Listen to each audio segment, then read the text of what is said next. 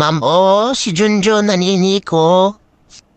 Junjun, hindi mo ba alam na masakit ang mani ko? Aba ma'am, malay ko sa sakit ng mani mo. Hindi ako naghaharap ng gulo. Pero tumatanggap ako ng basag ulo. Ano bang lasa ko? Huh? Bakit mo nasabing masarap ako? Lasang tuyo. Mahilig ako sa tuyo.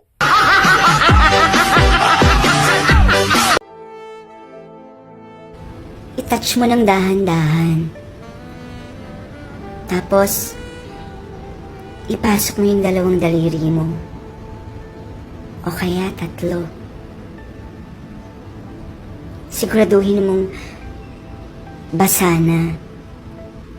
Tsaka mo, itaas baba. Ganyan. Ganyan ang tamang paghuhugas ng baso. Anong iniisip mo?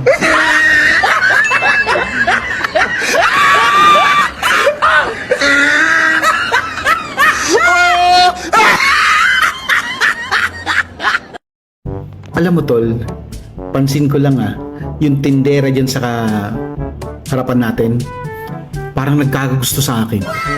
Oh, talaga tol? Paano mo naman nasabi? Kasi tuwing nagpapaload ako, halata ako. Na ano tol? Lagi niya kinukuha ang number ko.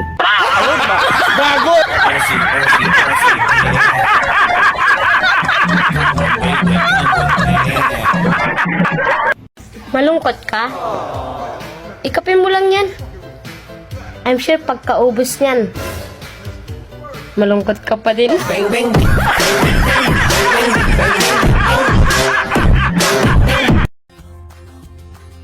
Hindi lahat ang gusto ay kape. Yung iba, ang gusto ay ako.